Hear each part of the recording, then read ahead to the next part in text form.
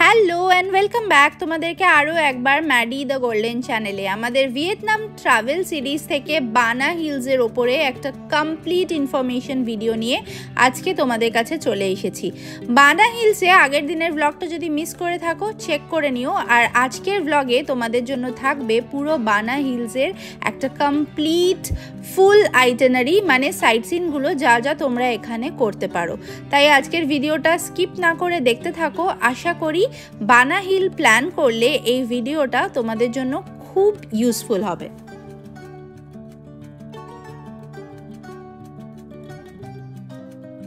আমরা দানাং থেকে আজকে সকালবেলা ওই 10:30 নাগাদ বেরিয়েছি, আর বানা হিল এসে পৌঁছেছি ঘড়িতে তখন মোটামুটি 12টা বাজে। তো অনেকেরই কোয়েশ্চেন হতে পারে কেন এত লেট, কারণ আমরা বানা হিলসে স্টে করেছি, তাই জন্যই বললাম আগের দিনের ব্লগটা তোমরা চেক করতে পারো। তবে তোমরা যদি দানাং থেকে ডে ট্রিপ করো তোমাদের জন্য কিন্তু সাজেস্টেড একদম সকাল সকাল ফার্স্ট কেবল কারটা নিয়েই এখানে পৌঁছে যাওয়া। যত আগে পৌঁছাবে ততটাই বেশি টাইম পাবে, আর প্লাস বেলাটা হতে শুরু করে তত কিন্তু ভিড় বাড়তে শুরু করে। তবে হ্যাঁ, বিকেলের দিক থেকে আবার খালি হয়ে যায়। আমরা যেহেতু এখানে স্টে করব, প্লাস কালকে সকালবেলা একদম ভোর ভোর উঠে আমরা গোল্ডেন ব্রিজটা কভার করব, যেটাতে মেন ক্রাউডটা থাকে, তাই এখন আমরা একটু লেট ব্যাক করে স্টার্ট করেছি। আর এখন তোমরা আমাকে কিউ করতে দেখছো অ্যালপাইন কোস্টারের রাইডের জন্য। মোটামুটি এখানে যা যা সাইট সিন মধ্যে যে পার্কস রয়েছে বা যা কেবল কার রয়েছে সব ইনক্লুডেড, বাট একটা দুটো রাইডের জন্য অ্যাডিশনাল পে করতে হয়। তার মধ্যে একটা হচ্ছে এই অ্যালপাইন কোস্টারটা। হার্ডলি ইন্ডিয়ান কারেন্সিতে ওই 400 to 500 রুপিস মতো পার পারসন লাগে। আর অ্যালপাইন কোস্টারটা মোটামুটি ওই একটা 10-15 মিনিটসের রাইড। খুব খুব খুব এনজয় করেছি। পুরোটা গাড়িটা নিজের কন্ট্রোলে চালাতে হবে। আর এখান থেকে কিউ করে নেমে গিয়ে ওই যে দূরের ট্র্যাকটা দেখতে পাচ্ছ, ওই ট্র্যাক ধরে আমরা অ্যালপাইন কোস্টারটাকে ড্রাইভ করব। বেসিক্যালি আমি পিছনে বসবো আর দীপক ড্রাইভ করবে। তো সেই অনুযায়ী আমরা এই টিকিটটা বুক করে নিয়েছি। মোটামুটি খালিই ছিল, খুব একটা ভিড় ছিল না, আর যাওয়ার সঙ্গেই মোটামুটি পেয়ে গেছি। আমি কিন্তু এটা মাস্ট রেকমেন্ড করব। তোমরা যদি বানা হিলসে আসছো আর একটুও যদি অ্যাডভেঞ্চারের খুব ভয়ও থাকে, তাহলেও এটা আরাম করে করতে পারবে। এটাতে একদম কোনো রকম ভয় পাওয়ার কোনো রকম ব্যাপার নেই, খুবই সেফ। আর এইখানে এই যে অ্যালপাইন কোস্টারের গাড়িগুলো, এইগুলোতে করে আমরা যাব। আমি একটা ছবি ইনক্লুড করার চেষ্টা করব, কারণ এর পরে আমাদেরকে আর ভিডিও অ্যালাউ করেনি, তাই জন্য ভিডিও নেই। তবে এই যে ছবিটা অ্যাটাচ করলাম, এটা কিন্তু তোমরাও এখান থেকে অ্যাজ আ সুভিনিয়ার কালেক্ট করতে পারো। অফকোর্স এগেইন এর জন্য কিছু পেমেন্ট নেবে, আর প্রবাবলি তাই জন্যই ভিডিওগ্রাফিটাকে অ্যালাউ করছিল না। এখানে ট্র্যাকের মধ্যে এই যে দূরে গাড়িগুলো যাচ্ছে, এইভাবেই নিজের ব্রেক আর অ্যাক্সিলারেটরে কন্ট্রোল করে নিজেকেই চালাতে হবে। আর ট্র্যাকের পুরো সাইডে সাইডে প্রচুর ক্যামেরা রয়েছে, যেটা দিয়ে তোমরা ছবি তুলে নিতে পারো। এখন আমরা মেন থিম পার্কটায় চলে এসেছি, যেটা একদম একটা ওয়ান্ডারল্যান্ডের মতো, ছোট থেকে বড়।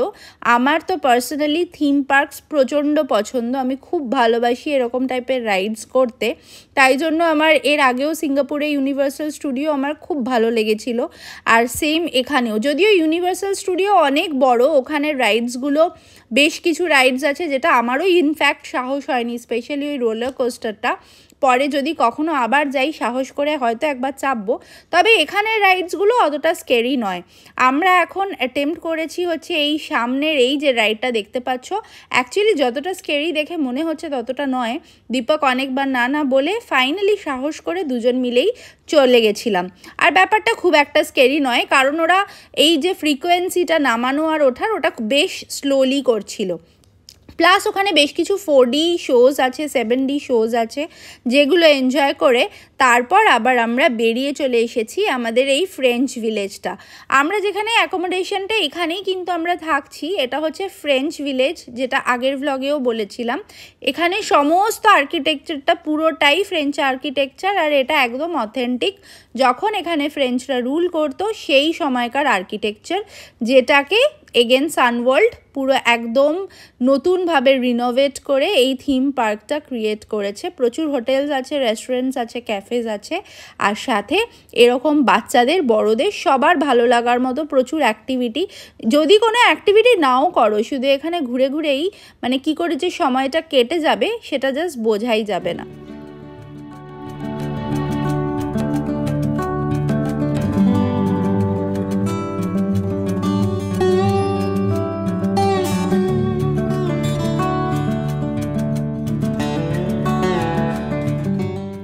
এরপর সমস্ত রকম রাইডস করে আমরা বেশ ক্লান্ত ছিলাম, ভালো করে আগে পেট পুজো করেছি, আর তারপর এখন চলে এসেছি পপ মার্টে। তোমাদের সাথে যদি ছোট বাচ্চা থাকে বা তোমরা যদি এই মিনিয়েচার ক্যারেক্টারগুলোর ফ্যান হও, তাহলে কিন্তু একবার ডেফিনেটলি এই পপ মার্টটায় একবার ভিজিট করে যেতেই হবে। সিম্বা ছিল আমাদের সঙ্গে, যার জন্যই এখানে মেনলি আসা। আমি যদিও এর একটা খুব বড় ফ্যান নয়, তবে দেখতে তো বেশ ভালোই লাগে। আমরা সেরকম কিছু কিনিনি, তবে সিম্বাকে এখান থেকে একটা সুভিনিয়ার দাদামণি কিনে দিয়েছে, যাতে এটা ও বাড়িতে অ্যাজ আ মেমোরি নিয়ে যেতে পারে। ছোটোবেলায় আমরাও ঠিক এরকমই করতাম, বেশ কিছু এরকম কালেক্ট করে করে বাড়িতে নিয়ে যেতাম যেখানেই ঘুরতে যেতাম। এখনও সব ছোটোদেরই এই রকম জিনিসগুলো খুব ভালো লাগে, আর এই শপটা এত সুন্দর করে ওয়েল ডেকোরেটেড, আর প্রচুর রকমের এই পপ মিনিয়েচার্সগুলো পাওয়া যাচ্ছে। আর আমি যেটার জন্য এখানে ঢুকেছি সেটা হচ্ছে এই আর্কিটেকচারটা দেখার জন্য। জাস্ট স্টেয়ারকেসটা দেখো, এটা দিয়ে সোজা ওপরে চলে এসে এর যে একটা ভিউ পাওয়া যাবে। পুরো এই বিল্ডিংটা একটা হেরিটেজ বিল্ডিং, যেটাকে এখন একটা স্টোর, কনভিনিয়েন্স স্টোর অনুযায়ী ওরা চালাচ্ছে। আর এখান থেকে তোমাদেরকে এই যে বাইরের ফ্রেঞ্চ ভিলেজটার একটা যা অসম্ভব সুন্দর ভিউ আমি দেখাবো, সেটা আর কিছুক্ষণের মধ্যেই তোমরা দেখতে পাবে।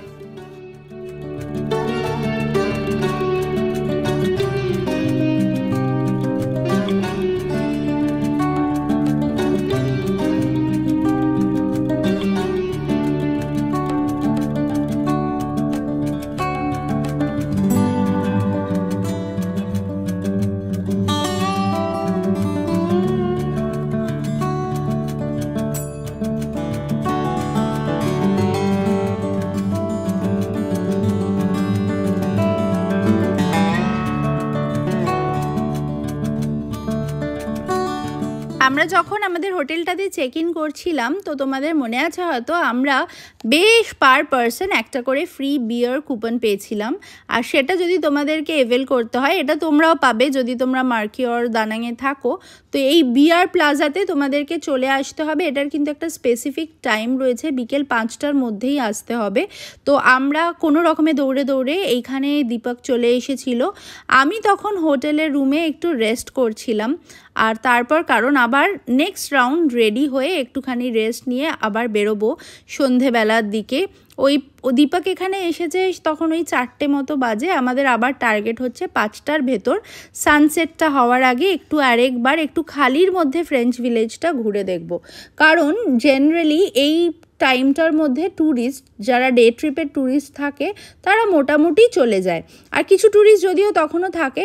লাস্ট কেবল কার নিয়েও আমি দেখেছি অনেকে ফেরত গেছে, কিন্তু মোটামুটি যারা গ্রুপে আসছিল তারা ওই 5টার ভেতরেই সবাই বেরিয়ে পড়ে। আর বানা হিলস ততক্ষণে বেশ অনেকটাই খালি হয়ে যায়, এখনই অলরেডি দেখতে পাচ্ছ অনেকটা খালি হয়ে গেছে। এরপর তোমাদের সাথে যে ক্লিপটা শেয়ার করছি এটা কিন্তু বিকেল 5টা নাগাদ। আর দেখো কীরকম ক্লাউড ট্র্যাপ হয়েছে। ক্লাউডগুলো মোটামুটি আমাদের এই হোটেলের সামনে এই চার্চটাতে আর এই আশপাশের জায়গাটাকে আরও সুন্দর একদম একটা ম্যাজিক্যাল টাচ দিয়ে দিয়েছে। এটা কোনো রকম মানে একটা মনে হচ্ছে একটা ফেরি ল্যান্ডে আমরা চলে এসেছি। এটা রিয়েল লাইফের সাথে যেন কোনো রকম মিলই নেই। এই একদিন মানে এক রাত্রি দুদিন রাদার যে আমরা ছিলাম, পুরো মনে হচ্ছে একটা এমন একটা কোথাও আছি যেটা খুব ম্যাজিক্যাল, মানে লিভিং নয়, মানে একটা কোনো ড্রিমের মধ্যে আমরা রয়েছি। তোমাদের কীরকম লাগছে এই ভিডিওগুলো আমাকে কিন্তু প্লিজ কমেন্ট বক্সে জানিও, কারণ এই ট্রিপটা আমাদের সবার খুব খুব খুব প্রিয় একটা কাছের একটা ট্রিপ। আর অনেক মন দিয়ে এর প্রত্যেকটা জায়গা আমরা ঘুরেছি আর প্রত্যেকটা জায়গা এক্সপ্লোর করেছি। তো এখন আমরা এগোচ্ছি হচ্ছে এই ফ্রেঞ্চ ভিলেজেরই আরও যে কর্নারগুলো এখন বাদ হয়ে গেছে সকালবেলা, সেইগুলো এখন কভার করতে।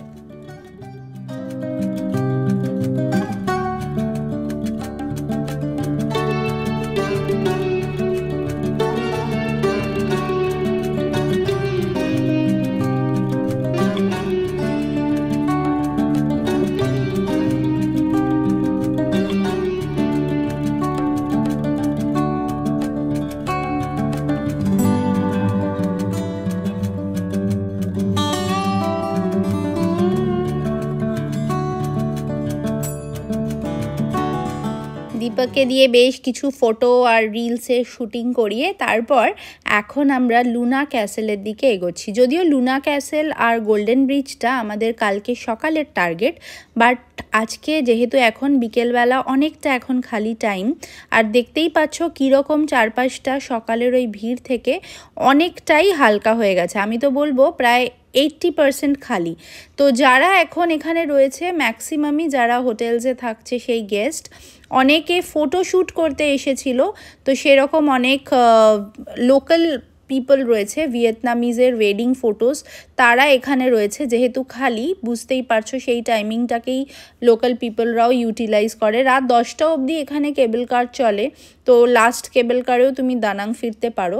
যদি তোমাদের কোনো গ্রুপে আসার প্ল্যান না থাকে তো এই অপশানটাও তোমরা অ্যাভেল করতে পারো যদি তোমরা এখানে না থাকতে চাও। তবে আমি তো বলবো ডেফিনেটলি একটা রাত অন্তত এখানে থাকো।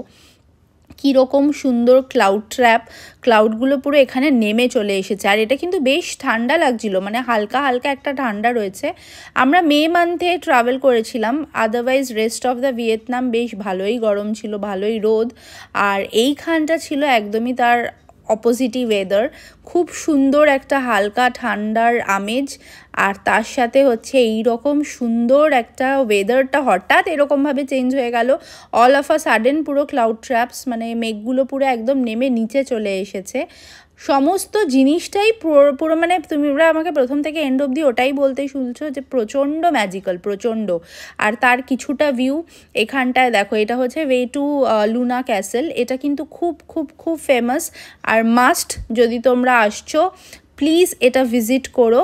এখানটা যেহেতু ফ্রেঞ্চ আর্কিটেকচার, যার ফলে যারা তোমরা ফ্রান্স গেছো তাহলে তোমরা জেনেই থাকবে ওটা হচ্ছে ক্যাসেলের জন্য ফেমাস। আর হচ্ছে লুভার মিউজিয়াম আছে যেটাও খুব ফেমাস। তো লুভার মিউজিয়ামে যে গ্লাস পিরামিডটা সেইটার ধাঁচেই এইখানে এটা বানানো, যার সামনে দাঁড়িয়ে আমরা অনেকটা ছবি তুলেছি। আর আর্কিটেকচারটা দেখে বোঝার উপায় নেই। পিছনের ওই পিঙ্ক কালারের ক্যাসেলটা, এটাই হচ্ছে লুনার ক্যাসেল। আর এই পুরো আর্কিটেকচারটা রাত্রিবেলায় এরকম সুন্দর লাইটিং দিয়ে এত সুন্দর লাগছিল যে এত ভাইব্রেন্ট, আর এই লাইটিংটা দেখার মতো। এইখানটায় ইভেন এর রুফটা তোমরা দেখো কি অসম্ভব সুন্দর। আমরা এর মাঝখান দিয়ে ওয়াক করেছি, এখানে আমরা অনেকটা টাইম কাটিয়েছি। পুরো খালি, দেখতেই পাচ্ছ, যেটা ভাবাই যায় না। আর যার জন্যই মেনলি এখানে থাকার ডিসিশনটা আমরা নিয়েছিলাম। এখান থেকে পুরো ক্লাউডগুলো এত সুন্দর লাগছে, পুরো জিনিসটা খুব ম্যাজিক্যাল। তাই একটু কথা না বলে জাস্ট তোমরা এনজয় করো, আমিও একটু এনজয় করি।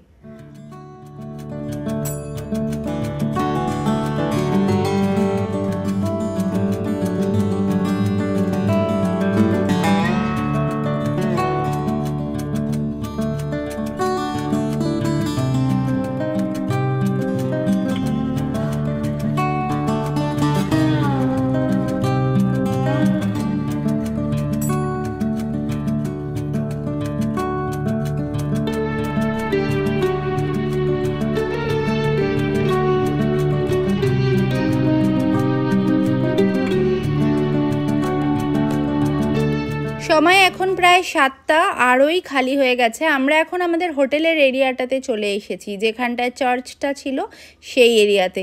এখানে এখন আমরা বেশ কিছুটা সময় কাটাবো। মেনলি এখানে একটা, যদি তোমরা রাতে থাকো বা ইভিনিংয়ের ট্রিপটা করো, মানে বানা সন্ধেবেলার থেকেও তোমরা থাকো, তাহলে এখানে বিয়ার প্লাজাটার সামনে কিন্তু ওদের একটা ডান্স শো হয়, যেটা সবাই অনেকে এনজয় করার জন্য আমরা ম্যাক্সিমামই হোটেল বা এখানে যারা থাকছে তাদের গেস্টই ছিল, তবে কিছু বাইরের গেস্টও ছিল। তো এই এরিয়াটা রাত্রিবেলায়, তোমরা সকালবেলা দেখিয়েছি পুরো ব্লগটা যখন শুরু করলাম, দিনের আলোতে দেখেছো।